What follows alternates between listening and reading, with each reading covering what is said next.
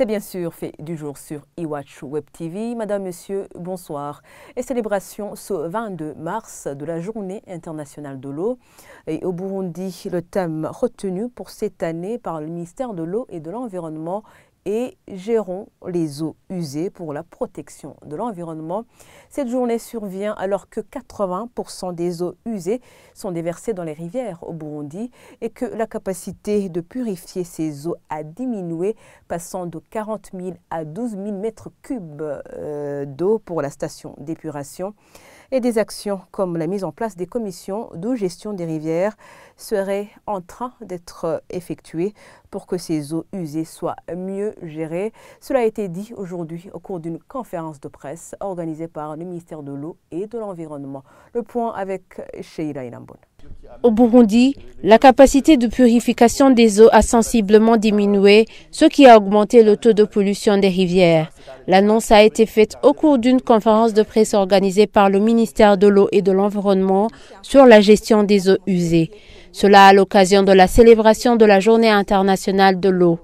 D'après le directeur général de la CTMU, les nouveaux quartiers n'ont pas été raccordés à la station d'épuration qui fonctionne actuellement en dessous de sa capacité. C'est-à-dire au cours des études, on avait prévu que si tous les quartiers étaient connectés dans ce réseau, devaient fonctionner devaient alimenter cette station d'épuration, c'est-à-dire 40 000 m3 par jour.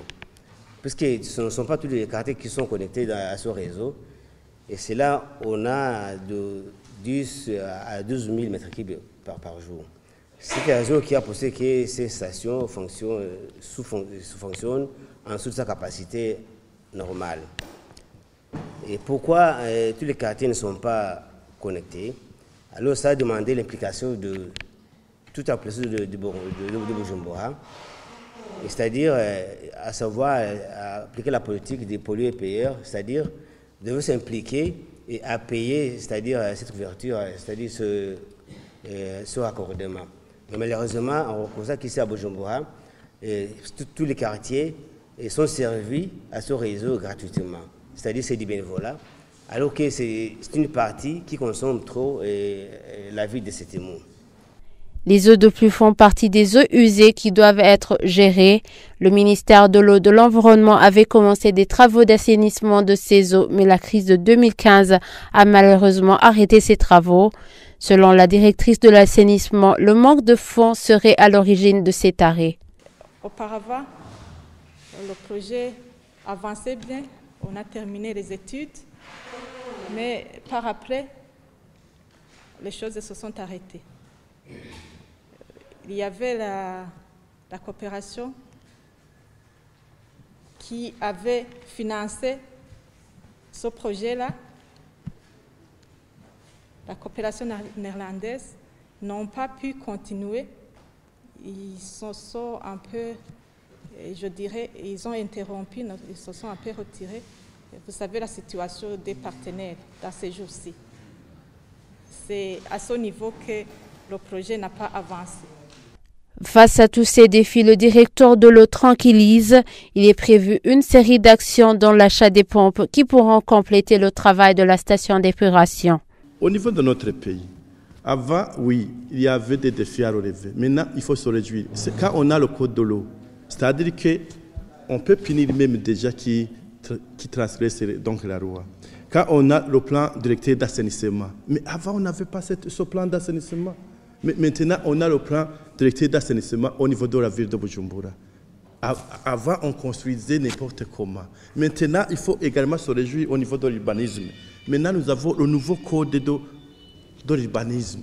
Donc, vous voyez qu'au niveau du gouvernement, il y a des efforts qui sont consentis pour la bonne gestion de cette ressource, pour une bonne gestion et une bonne protection de cette ressource. Au niveau du gouvernement, on a fait un effort. Nous avons déjà délimité le littoral de lac Tanganyika, la zone tambour du lac Tanganyika, 650. Et maintenant, les activités qui se feront, moi je voudrais vous dire que si on regarde avant la délimitation et après, les constructions qui étaient là, les tendances ont diminué sensiblement au niveau de l'assainissement des eaux usées. Mais maintenant, le gouvernement veut acheter également les pompes pour le CTMO. Il y a même un projet au niveau de l'Union européenne qui va offrir au niveau du CTMO donc les nouveaux pompes de station. pour augmenter donc, le traitement des eaux usées au niveau de cette station d'épuration de Buterere. Une action a été mise en place et aurait déjà porté des fruits selon la directrice de l'assainissement. C'est la commission de gestion des rivières. Et voilà, c'est ici que nous clôturons ce fait du jour. Merci de l'avoir suivi et merci de votre fidélité. You are